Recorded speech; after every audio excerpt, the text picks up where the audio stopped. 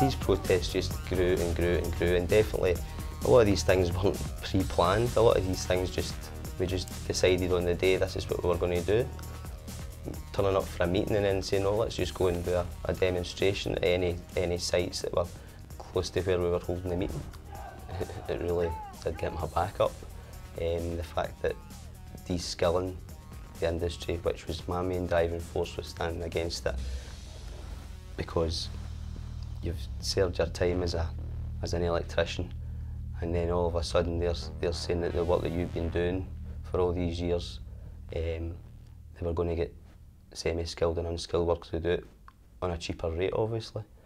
And also the fact that my father was an electrician, and he was actually tragically electrocuted and killed at his work, and he was a skilled guy, and it was just the fact that the companies were going to just bring in basically anybody to carry out certain works. The main thing was to stop what was happening. There was no way that it could have been allowed to happen. We had to stop it, there was no option. There was 6, 7 major companies was attacking the whole national framework for that particular sector. So that there was a real battle that needed to be won. You know, if we'd lost that, you know, then the whole industry, you know, not just the BESNA stuff, the agreements there, the whole industry would have suffered as a result of that.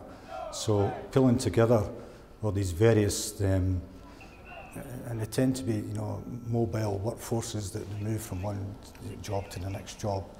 But there was a common cause, though. There was a thread through all of this, and a common belief and a desire and a will to fight against that, which quickly pulled all these people together.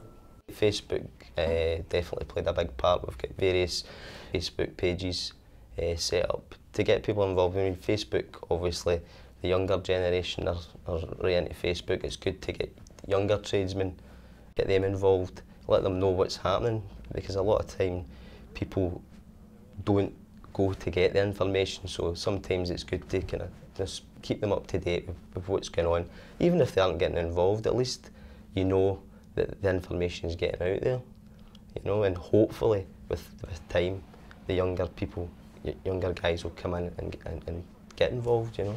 As activists within the movement, it was their first action of any description, and to be involved in that and taking on some big powerful companies was very daunting to them, but also I think it kind of gave them a bit of, empowered them, it kind of gave them that kind of confidence, but that was because we linked everything up in terms of the organisation of the union. So where these big contractors were working, where the sites that they done the bulk of their work, we made sure that our members in these sites, including my own, and our organisations were as joined up as we could be in terms of solidarity, in terms of helping with facilities, in terms of everything you could imagine that they would need to successfully prosecute a dispute. Then we were able to link all that up. They're not out to cause trouble, they're merely just protecting fellow workers, and that's it. It's not, and when the employers, I don't know whether they see it as a threat to their profits or whatever, that maybe things will take longer because they're having to do extra health and safety measures, but that's the way it's got to be. We have to do everything in a safe manner. The Blacklist support group, Dave Smith in particular, has been doing a fantastic job with that. They've made ground as far as getting more legislation about it. Lots of MPs involved in supporting it. You know, it's great that the guys are being listened to now at long last, because there's been too long where people have just ignored it.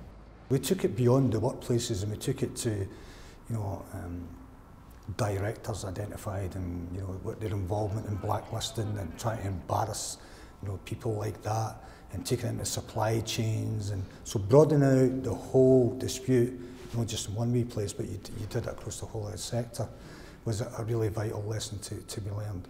So between, you know, the communications and that, and pulling all the various expertise and strands that we've got within Unite to help support our members was pretty key to it, yeah. people who have maybe been sitting in the sidelines during the BESNA need to look at the victory and look at it as an inspiration to get involved and prove that solidarity works, particularly in my situation, with the solidarity that was shown in particular from the guys at Grangemouth. They should use it as inspiration that whenever we do all stick together, solidarity definitely gets results.